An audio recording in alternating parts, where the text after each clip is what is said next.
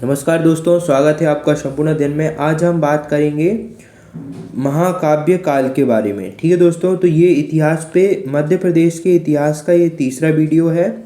ठीक है, तो इसमें हम जानेंगे कि जब रामायण और महाभारत लिखा जा रहा था, ठीक है, और इससे संबंधित जो भी घटनाएं हो रही थी, तो उन घटनाओं में मध्य प्रदेश के कौन कौन से क्षेत्र इस घटना से संबंधित हैं। ठीक है, तो आइए जानते हैं। सबसे पहले रामायण से संबंधित कुछ क्षेत्रों के बारे में जान लेते हैं। राम ने चित्रकूट में तुलसीदास जी को दर्शन दिए थे। वाल्मीकि रामायण के अनुसार राम ने अपने वनवास का अधिकांश समय दंडकारण्य बस्तर में बिताया था, जो वर्तमान में छत्तीसगढ़ राज्य में है। दंडकारण्य और महाकांतार घने वनों का क्षेत्र था। यहीं से रावण ने सीता का अपहरण किया था। ठीक है दोस्तों, रावण जिस लंका का राजा था वह संभवतः जबलपुर के निकट या अमरकंटक के समीप थी, ऐसा विद्वानों का मत है। ठीक है दोस्तों, तो ये मेरा मत नहीं है, ये इस इतिहास में लिखा हुआ है पुस्तक में। ठीक है, इसमें बताया गया है कि रावण जिस लंका का राजा था वह संभवतः जबलपुर के निकट या अमरकंटक के निकट थी। ठीक है, तो ये विद्वानों का मत है।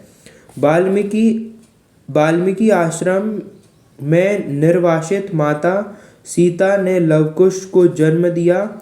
यह आश्रम टोंस नदी, ठीक है, रामायण में इसे तमसा नदी कहा है, तो टोंस नदी के तट पर है। ठीक है, संभवतः, ठीक है, इसकी संभावना बताई गई है कि जो वाल्मीकि जी का रामायण था उसमें निर्वासित माता सीता ने लवकुश को जन्म दिया। ठीक है, तो ये कहाँ है? टोंस नदी, वर्तमान में टोंस नदी बोलते हैं, रामायण में इसे तमसा नदी कहा गया है।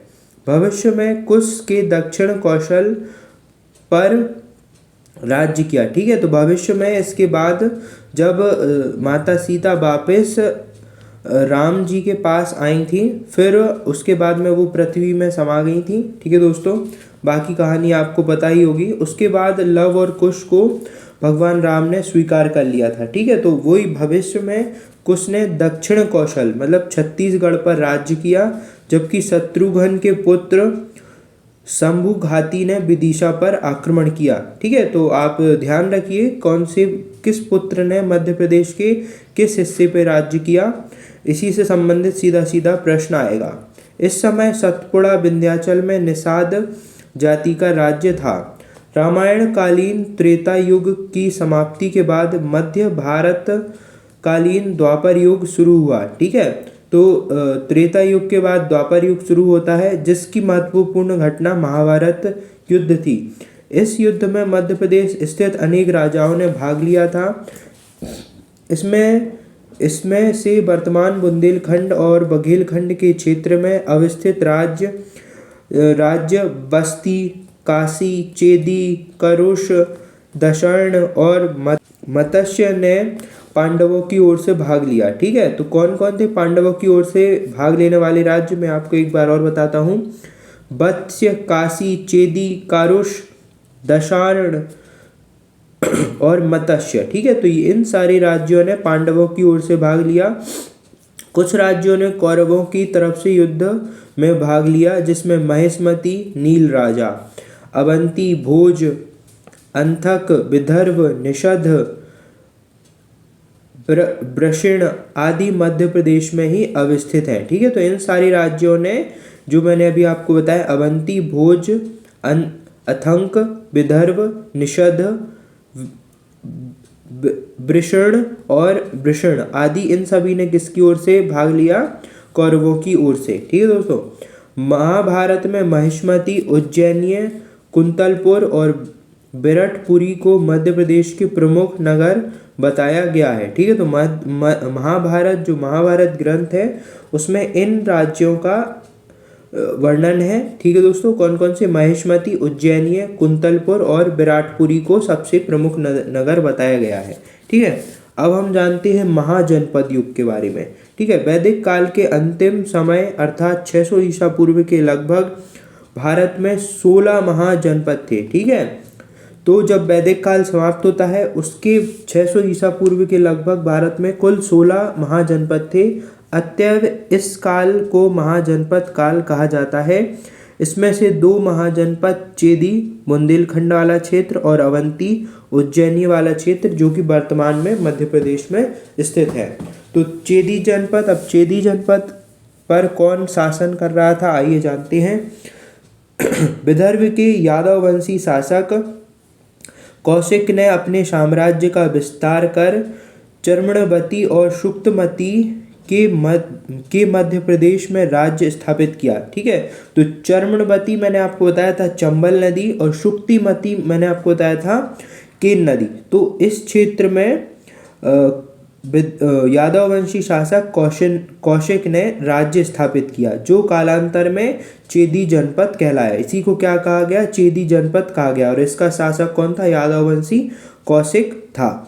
यह वर्तमान बुंदेलखंड क्षेत्र के आसपास में विस्तृत था। इसकी राजधानी शक्तिमती सोथवती थी। इसकी एक शाखा कलिंग में स्थापित हुई, जहां खारवेल प्रसिद्ध शासक हुआ। ठीक है, तो इसी की एक शाखा कहाँ पर, कलिंग में भी स्थापित हुई, जिसका प्रसिद्ध शासक खारवेल हुआ। मध्य प्रदेश के चेदी वंश के राजा शिशुपाल का महाभारत में वर्णन हुआ है। ठीक है, तो चेदी वंश के एक राजा थे शिशुपाल, महाभारत में इसका वर्णन हुआ है, आपने इसका नाम सुना होगा। इसका श्री कृष्ण ने अपने चक्र से काटकर वध कर दिया था। ठीक है, तो इसका सिर श्री कृष्ण भगवान ने चक्र से काट दिया था और उसकी मृत्यु हो गई थी। चेदी बाद में कमजोर पड़ा और मगध के नंदवंशी राजा महापद्मानंद ने अपने साम्राज्य में इसे मिला लिया। ठीक है, तो चेदी साम्राज्य मगध राज्य में मिल गया।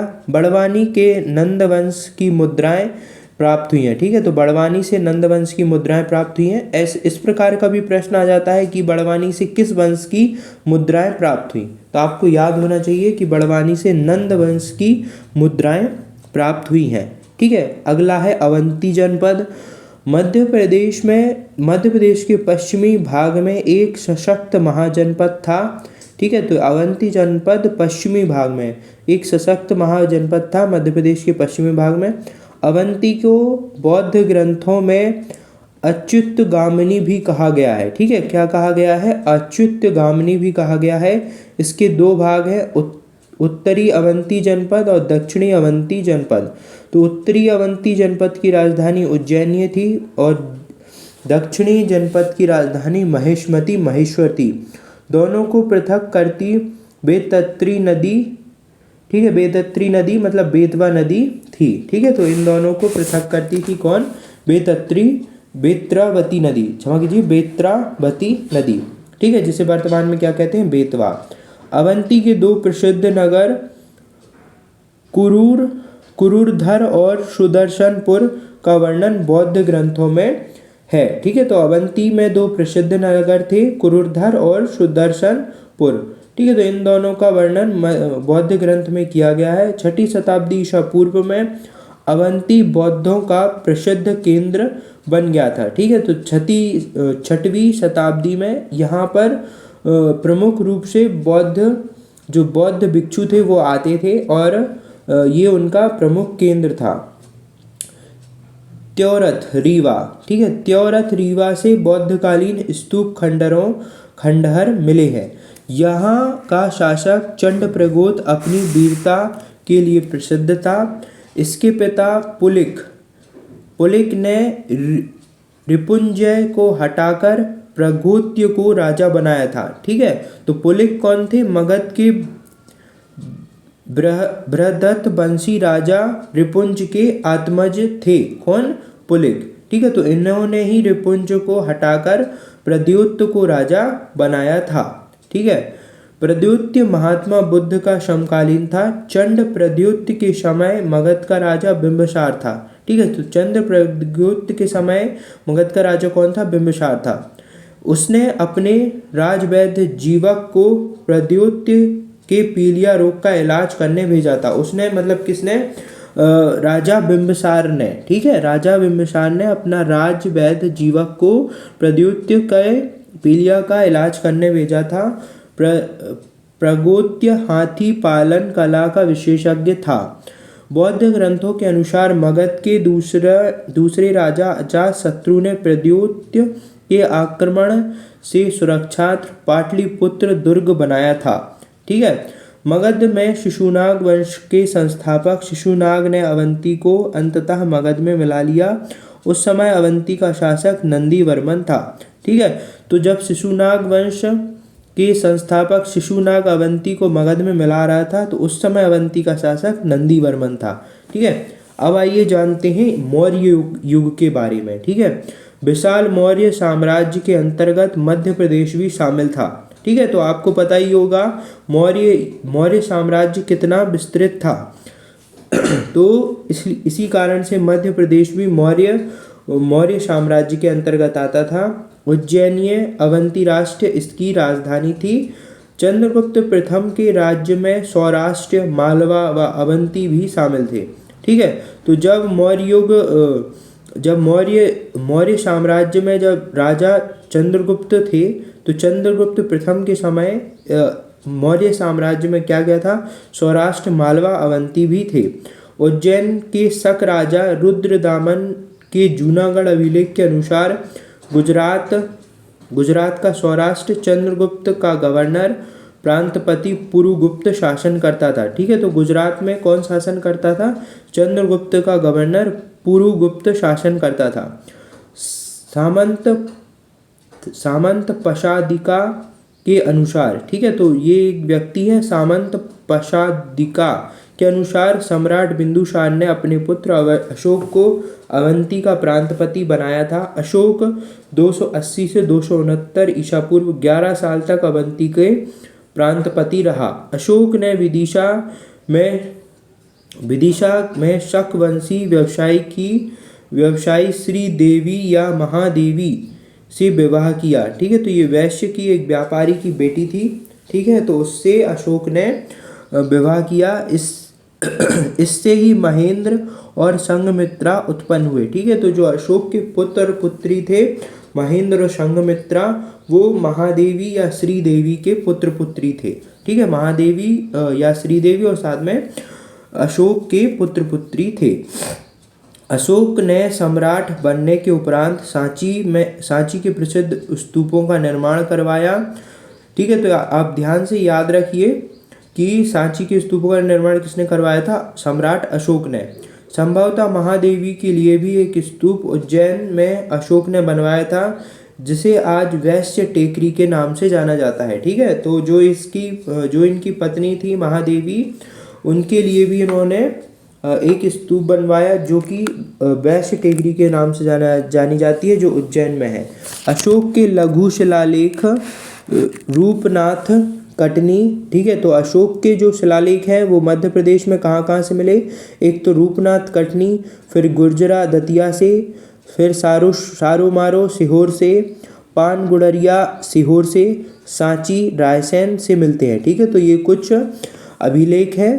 ठीक है। लघु अभिलेख है, क्षमा कीजिए, लघु शिलालेख है। ठीक है। रूपनाथ कटनी से मिला, गुर्जरा दतिया से मिला, सारोमारो सीहोर से मिला, पानगुड़रिया सीहोर से मिला, सांची रायसेन से मिला। ठीक है दोस्तों।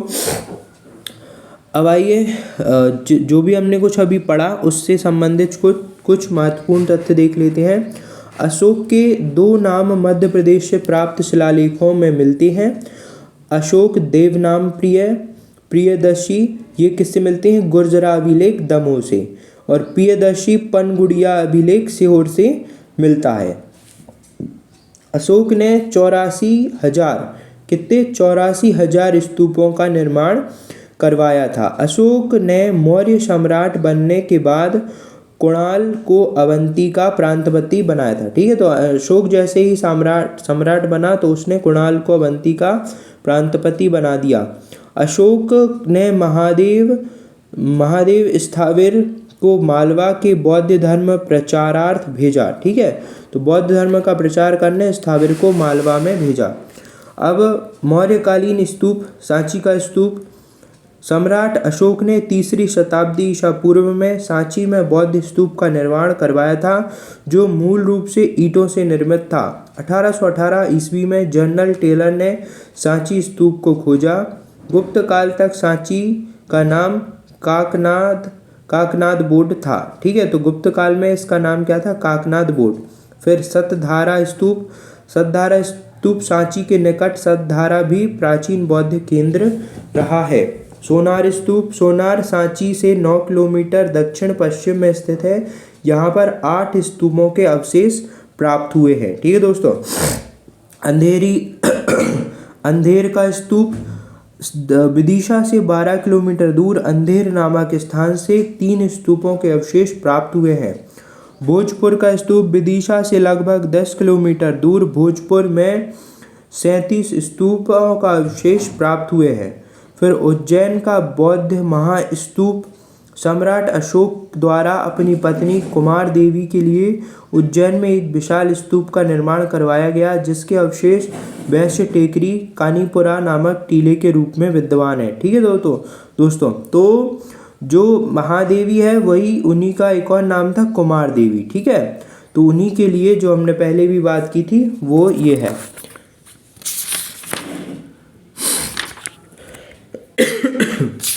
आइए आगे जानते हैं। तोमेन स्तूप तोमेन जिला अशोकनगर विदिशा तथा मथुरा को जोड़ने वाले प्रमुख व्यापारिक मार्ग पर स्थित है। तोमेन स्तूप कहाँ पर है? विदिशा तथा मथुरा को जोड़ने वाले प्रमुख मार्ग पर स्थित है। यहाँ से 3 मौर्यकालीन बौद्ध स्तूपों के अवशेष मिले हैं। कसरावद का स्तूप जिला खरगोन से इत्रवर्डी टीले के उत्खनन से 11 मौर्यकालीन स्तूप प्राप्त हुए हैं। फिर देउर कोठार के स्तूप जिला रीवा में मौर्यकालीन बौद्ध स्तूप प्राप्त हुए हैं। पनगुड़िया का स्तूप सीहोर में मौर्यकालीन प्रदक्षिणापथ युक्त स्तूप पर अशोक का नाम पियदर्शी मिला है। भरहुत का स्तूप सतना के निकट स्थित इस स्तूप की खोज कनिंघम ने 1873 में की थी। ठीक है दोस्तों, तो आप इसको ध्यान से याद रखें कि भरहुत की स्तूप की खोज किसने की थी, तो आपको याद होना चाहिए कि कनिंघम ने की थी। और कब की थी? 1873 में की थी। ठीक है दोस्तों, अब आइए सांची के बारे में कुछ और जान लेते हैं। काकनाद बोट या काकणाएं। ठीक है, तो इसको गुप्त काल में सांची को क्या कहा जाता था? काकनाद बोट। यहाँ 3 स्तूप हैं। ठीक है, सांची में कितने स्तूप हैं? 3 स्तूप हैं। 1818 ईस्वी में सर्वप्रथम जनरल टेलर ने यहाँ के स्मारकों की खोज की थी। 1818 ईस्वी में मेजर कोल ने स्तूप संख्या 1 को भरवाने के साथ उसके दक्षिणापथ तोरण द्वारों तथा स्तूप के तीसरे गिरे हुए तोरण को पुनः खड़ा करवाया। इनमें एक विशाल तथा 2 लघु स्तूप है। महास्तूप में भगवान बुद्ध के, द्वितीय में धम्म के तथा तृतीय में बुद्ध के 2 शिष्यों सारिपुत्र और महामुद्गलायन के दंत अवशेष हैं। महास्तूपों का निर्माण मौर्य सम्राट अशोक के समय में ईंटों की सहायता से किया गया था। उनकी चारों ओर काठ की वेदिका बनी थी। अशोक का संघ भेद रोकने की आज्ञा वाला अभिलेख भी यही मिल रहा है। सांची स्तूप के पास ही अशोक का एक शिलालेख उत्कीर्ण है। ठीक है दोस्तों, तो ये था आज का ये वीडियो। आइए अब मौर्योत्तर युग के बारे में जान लेते हैं, मतलब मौर्यों के बाद जो युग था उसके बारे में। 200 से ये 150 ईसा के बीच में। तो नगरीय युग, ये कैसा युग था? नगरीय युग था। मौर्यों के समय अनेक नगर विकसित हुए थे। इसमें ऐरण, त्रिपुरी, महेशमती, भागिल, विदिशा, अवंती और पद्मावती प्रमुख थे। इस समय के आहत सिक्के हमें उपलब्ध हुए हैं। इन सिक्कों को ब्राह्मी लिपि में लिखा गया था। ठीक है, तो ये था आज का हमारा वीडियो, जिसमें हमने मौर्य वंश के बारे में जाना, महाजनपद युग के बारे में जाना और महाकाव्य काल के बारे में जाना। ठीक है दोस्तों, अब इसकी नेक्स्ट वीडियो में हम कुछ और वंशों के बारे में जानेंगे।